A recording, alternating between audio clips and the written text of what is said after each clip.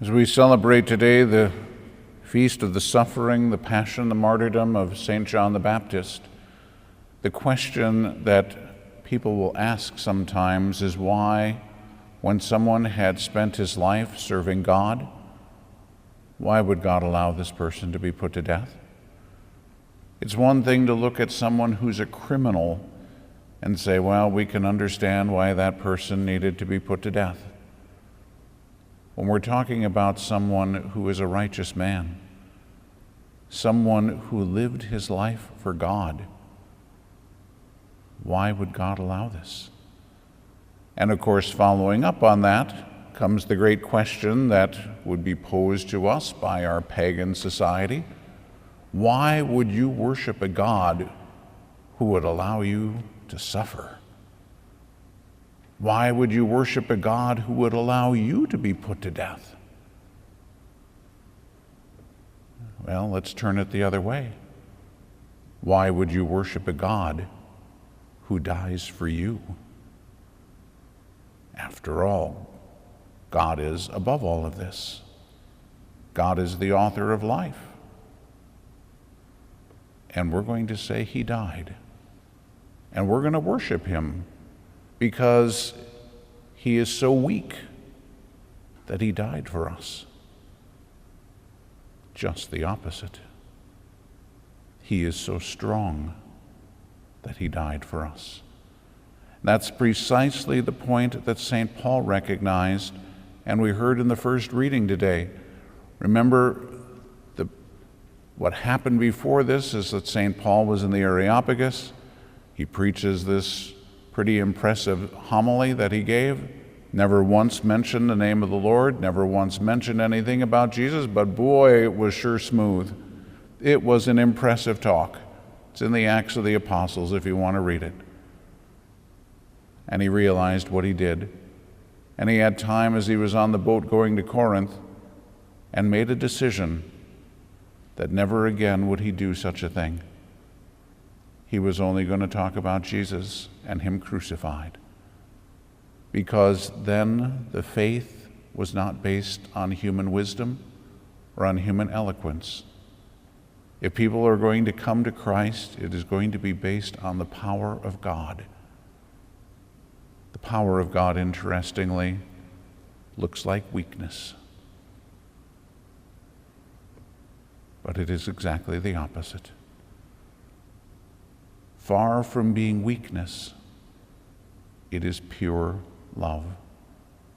Why did he do that for us? Pure love. Therefore now, when we turn it the other way, why would God allow us to suffer? Because he's asking us how much we love him. He's demonstrated to us how much he loves us. And the saints recognize the suffering and even their martyrdom as a privilege, as a total gift, because they have the opportunity to be able to prove to God their love for him. How many of us look at it that way? That's been 2,000 years worth. Remember St. Peter, when they were going to crucify him, said, I'm not worthy to die the same way my Lord did. He wasn't saying, oh, why does God hate me? This is unfair.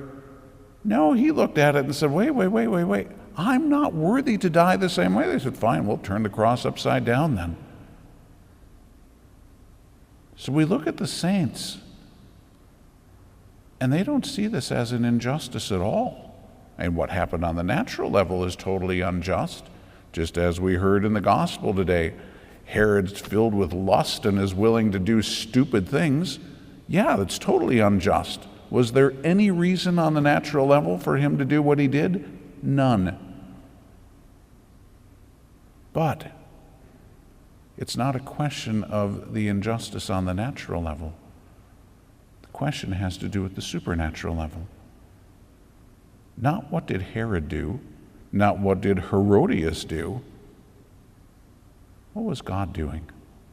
And what was St. John the Baptist doing? God was giving St. John the Baptist the opportunity to give witness to Christ. And that's exactly what he does with us when we go through the struggles and difficulties of life. Perhaps we're not going to have the opportunity to be martyred. If we are, it would be a great privilege. The question then that we have to ask ourselves, how much do I love God? How much do I love Jesus?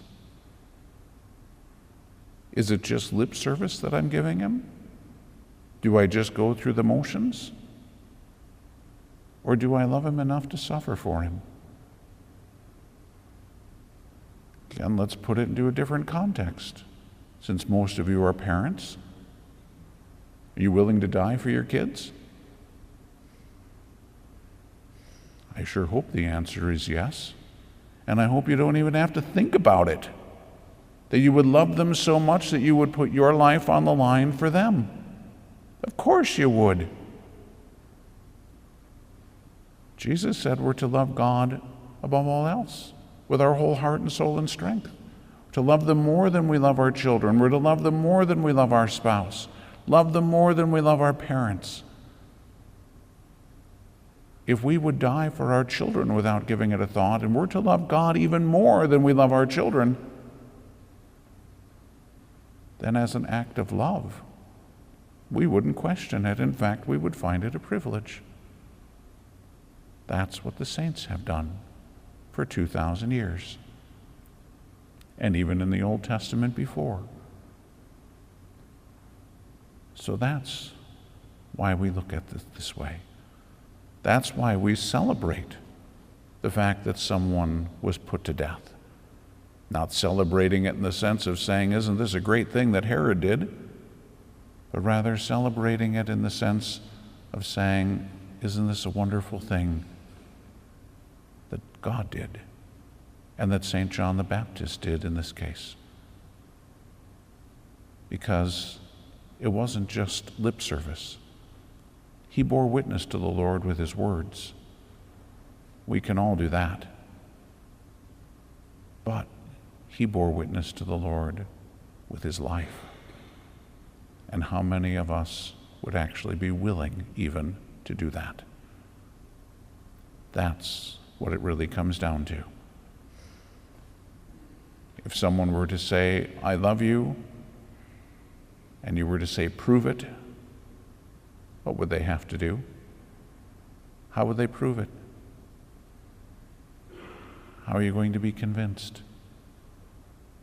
The ultimate proof is if they would die, to show you they love you so much that they would die for you. Of course, on the human level, and it's too late. Now you can look and go, wow, I guess that person really did love me. Oh well, go to their funeral. But when we're dealing with God, he's eternal. And we enter into eternity with him. And so that love doesn't stop. And the relationship doesn't stop. So it's not just a merely human thing.